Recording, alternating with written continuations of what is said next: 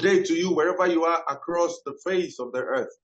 This is Sports Africa, and of course, you know what we do. This is where we talk about everything regarding African football, African sport, and everything that concerns African athletes, both at home and in the diaspora. Welcome. My name remains Ashalulu Afemi. James Agberibi is here. Of course, so much to talk about. A lot has gone down in the past few days in the continent. But today, of course, like most regularly in football, we get our attention. And of course, we talk about the verdict of the Confederation of African Football regarding the fiasco between Nigeria and Libya in the 2025 Africa Cup of Nations qualifier. Of course, like you all know, the verdict came out on Saturday, and of course, CAF has decided that Libya was guilty of contravening some of its statutes and has awarded 3 goals, 3 points, as well as a $50,000 fine to Libya. But the Secretary General of Libya is saying that they are ready to go as far as approaching the Court of Arbitration for Sport to ensure that the decision is rescinded. So we'll be looking at all of those today. And of course, we'll be going to Ghana. The GFA are reportedly planning to replace Otto Addo. How does that come to you? How does that sound? We'll be looking at that as well. And of course, the ongoing WAFU Beyond the 20 Championship, another jollof war between Nigeria and Ghana. So today is more like Nigeria and Ghana coming to the fore. James, we are welcome to the show. Yeah, thank you very much, Femi, and I'm happy to be here. How was the weekend? All right, great. It was great. And to our fans across the world, please don't forget to subscribe to our channel. Please subscribe to our channel, particularly for those in diaspora, because this is where we'll take you closer to the action regarding what is happening on the continent of Africa. James, let's get started. Of course, it was what everyone had been looking up to, particularly those in Nigeria and in Libya. And the decision went down, though a lot of people called for a football ban on Libya. But now, yesterday, I was speaking with an ex-international, and he said, yeah, he actually wanted a ban, but the 3 points with Nigeria, it is satisfactory. Now, Libya wants to approach CAS. Do you think it is a lost cause already? Yeah, for me, it's a lost cause. I think they're just trying to save face, but I bet if any, nothing will come out from that plan.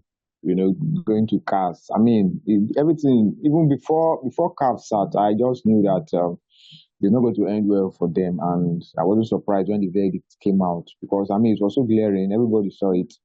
I mean, they claim they came here and they were maltreated. I mean, it's not as if I'm saying this because I'm a Nigerian.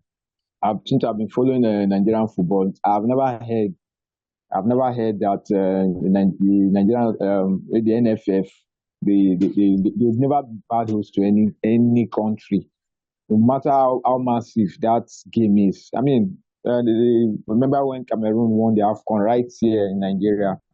Nothing happened to any of their players. That's why the fact that most Nigerians will believe that it was injustice. But we moved on from it. We played against Ghana in the World Cup qualifiers. We didn't hear anything like their players were, crucial World Cup qualifiers. They came into Nigeria, nobody heard anything like maybe they were attacked or something. They won, they got the ticket and they left. So I don't know where this talk of Nigeria have never been a bad host.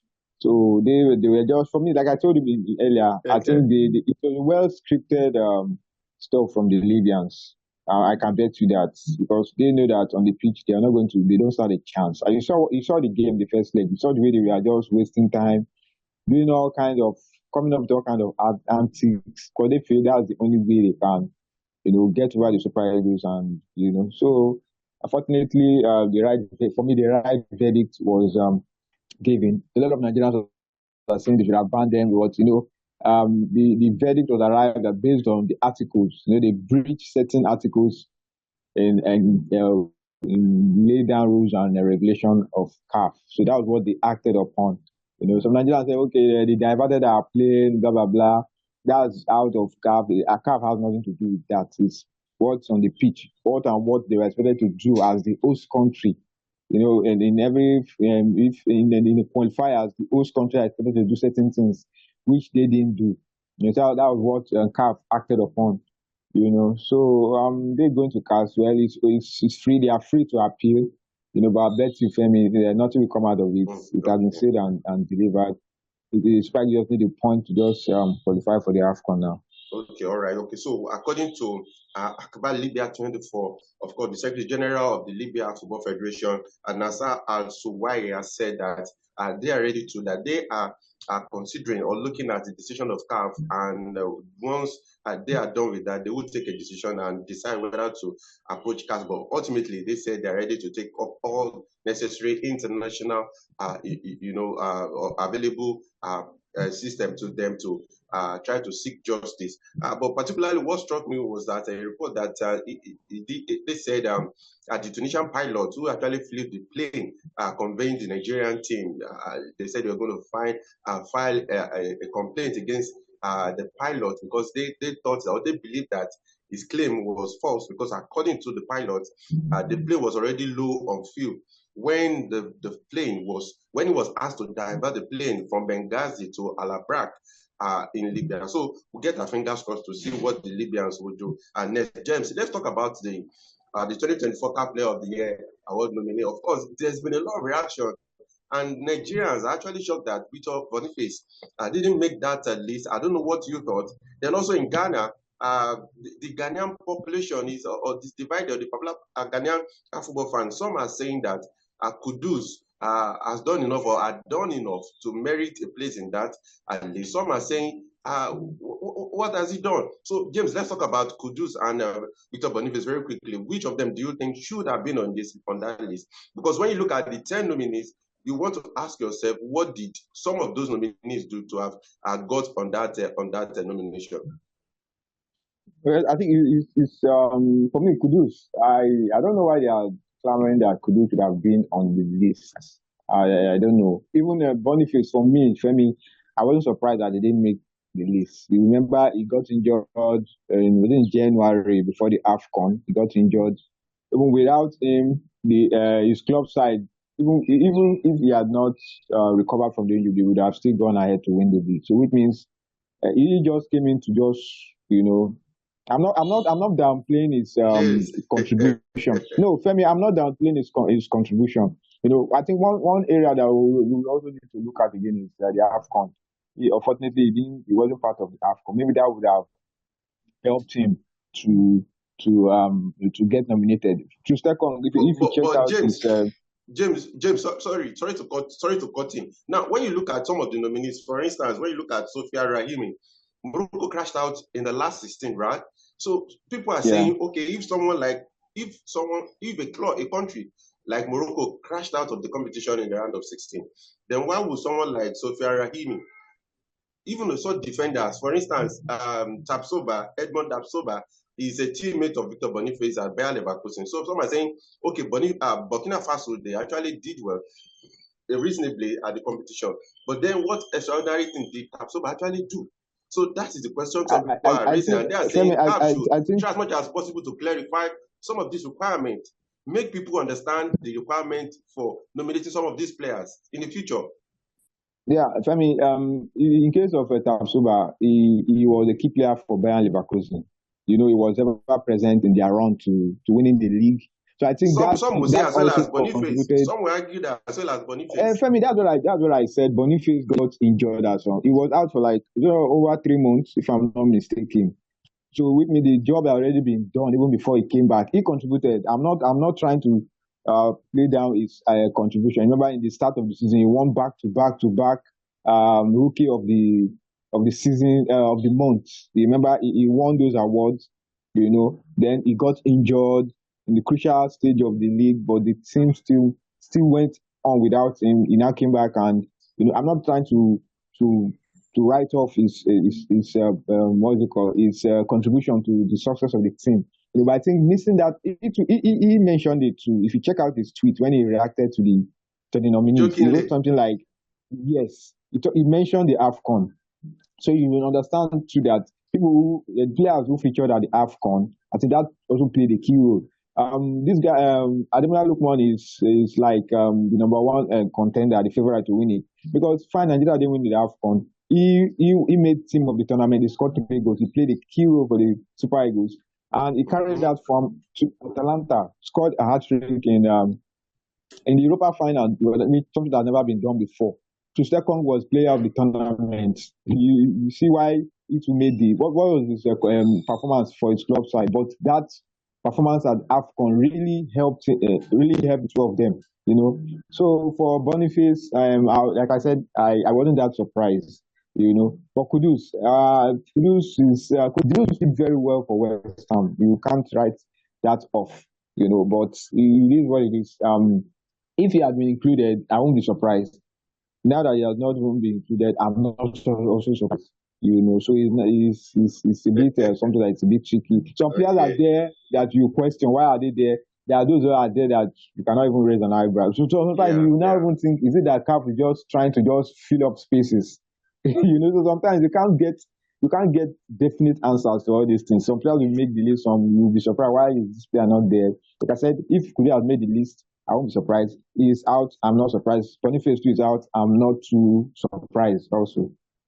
Okay, well said, James. That was why I actually stressed that CAF should, in the nearest future, even in the future, try to explain some of the criteria why some of these players actually made the cut, so that people would not, avoid all this back and forth. So the 10 players, of course, Ademola Lookman, as well as Super Eagles standing captain William Trustekong. Then you have Ashraf Hakimi, Simon Adingra, you have Romo Williams, of course, the Golden Glove winner at the AFCON. You have Amin Guri, you have Edmond Tapsoba, you have Seru Guirassy, you have Chancellor Mbemba, then you have Sophia Rahimi. Of course, CAF has announced that the award we hold in Morocco on December 16. Now, James, let's talk about another jollof one. Like I said in the intro, the WAFU Under-20 Championship, Ghana and Nigeria in the final. Both of them have picked tickets to the next Under-20 AFCON. Of course, is yet to name the host, but yesterday we saw Nigeria against Niger Republic. Do you have confidence that they can get this one done over the Ghanaians again? Remember that even in the CHAN, these teams will be facing up again. Yeah, it's going to be a very tough one. The one thing about the Ghana-Nigeria game is, even though you're coming from on the back of maybe an unimpressive performance, but once it gets to these two teams, form books thrown out the window. It's, they are ready to give 150% on the pitch. Ghana didn't do well at the 2021 AFCON. They crashed out in the group stage. Nigeria did well in the group stage. Unfortunately, they got knocked out in the round of 16. Ghana went into that qualifier against Nigeria as the underdogs, but they got the ticket. So the thing is, the game between these two teams, you cannot be so confident or beat your chest that this team will win. It's always so difficult, So I can't come out here and I'll tell you this team is going to win, that team is going to win. But you rest assured that it's going to be a spectacle. The last time both teams met, I think the Flying Eagles defeated Ghana in the last edition when they went on to win the competition. I think they defeated the Ghanaian side in the group stage, but now this is the final. Something is at stake. Though both teams are qualified, but when the two teams meet, even though it's the teacup that's on display, that they are ready to go at each other's throat just to get the edge over the other team. So it's going to throw up something spectacular. I remember the All Africa Games, the Black Queens defeated the Nigerian team. So there are so many. And Ghana celebrated, right? Ghana celebrated. See, tell me, with Nigeria, Ghana, any victory, no matter how small, it is going to be celebrated with high heavens. The friendly game, the Super Eagles played against the Black Stars. Despite the fact that it was a friendly game, Nigeria celebrated it because it's been a long time they defeated Ghana. So don't play down any clash. Like I said, even though it's going to be a teacup that they are going to win, the two teams will go at each other's throats. Be rest assured. So you expect a very, very high tempo, exciting game between both sides.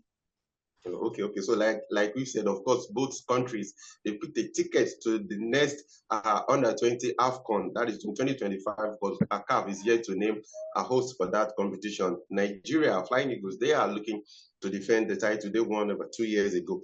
James, of course, we are still keeping tabs on development in Senegal because remember, Aliou Cisse will be stepping down. We are waiting to see who the Senegalese Football Association will announce as a successor to Aliou Cisse, but I think the requirement for that coach is going to be very, very, very high. But James, still talking about coach, let's talk about Otto Addo.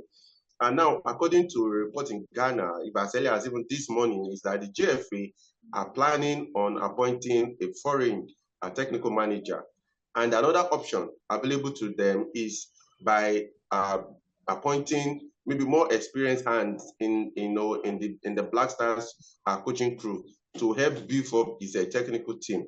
2 points from 4 matches in Group F of the 2025 AFCON qualifier, James. What do you think? It just reminds me of what Nigeria is going through in the 2026 FIFA World Cup qualifier. It's just a reverse because Nigeria, they are thriving in the AFCON qualifier but struggling in the World Cup qualifier. Same thing for Ghana now. What do you think, James? It is a panic button, but what do you think about if the GFA decides to maybe replace Otto Addo? What do you think? Because if you are bringing some people to strengthen his technical team, it's more like you are usurping his authority. Femi, this is a tough one. Me too, I'm even surprised that the Black Stars are struggling in the AFCON qualifiers, and they're doing well in the World Cup qualifiers. I didn't expect them to be this bad, because after the friendly game against Super Eagles, and actually played one other one again, the World Cup qualifier kicked off, and I mean, they've been superb. So we all expected them to carry that form into the AFCON qualifier, but it has been a disastrous outing for them. Just 2 points from the group that you expect them to at least. There are two teams that qualify, and you expect them at least to be one of the two teams. But the way it is now, their destiny is no more in their hands. They need favor from other fixtures, So the way I'm looking at it, for me, their chances are so slim, and you can't blame the GFA because I mean the expectation for them to go back to Otto Addo shows that they had this belief of what he did before. But it turned out that I don't know whether the qualifiers in the World Cup qualifiers, they were just flashing in the pan because I mean in the group that they are in the AFCON, you expect them to at least make at least one win at least, but they are struggling home and away. So but for me, I think it's a panic button. For me, I think they should just let's wait and see how things pan out in the many games. Because who are you going to bring there that are going to turn around things? Because it depends. If we bring Guardiola, I mean, he's not going to perform magic because the team now is they are down now. Just allow the coach to see out the remaining qualifiers. Thank God the World Cup qualifier starts in March. So just wait and see how the team, what they do in next month AFCON qualifiers. If it happens that they don't qualify, fine, you can go ahead and do whatever you want to do. At least you know that you have enough time to bring in somebody who now, there will be friendly games in between before the World Cup qualifiers commences. So fire him now, or I don't know, it won't be a good idea. Let's wait and see what happens next month in the qualifiers. Like I said, if the team fails to pick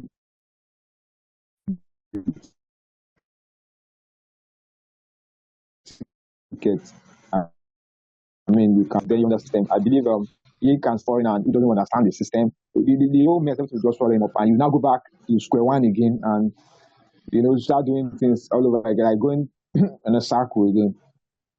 Okay. James, as we wrap up now, it reminds me because this is over 40 years since Ghana last won the AFCON. And we are bearing down on almost 50 years without Ghana lifting the AFCON. Even in Nigeria, there's a lot of people so clamor that it's been a while the Super Eagles won something. They won it in 2013 in South Africa. I remember years ago, when Kayode was still part of this, when we talked about a former Ghanaian international who said they actually placed a curse on the Black Stars because they won a particular edition of the AFCON and there was no single appreciation, no reward given to the team. James, I don't know, maybe it's me, but I think this is more than the ordinary because if you're in a group, Ghana, if you're in a group that has Sudan, Angola, I don't see any reason why the Black Stars shouldn't even be topping the table at the moment. Of course, we saw last AFCON also, we saw how they crashed out disgracefully. I don't know, but I want to believe that this is not ordinary because if you are thriving in the World Cup qualifier, then why are you doing badly in the AFCON qualifier 1 minute before we leave, James? I mean, these things happen. Look at the Super Eagles. Thank God you made mention of the Super Eagles doing badly in the World Cup qualifying in a group that you expect them to be topping. They are struggling, but look at what they are doing in the African qualifier. So sometimes you cannot Yeah, really I'm pick a talking about finger Ghana to say, because if in the last two editions now, yeah. they've not been able to go past group stages. Tell me, a time will come when this thing will end.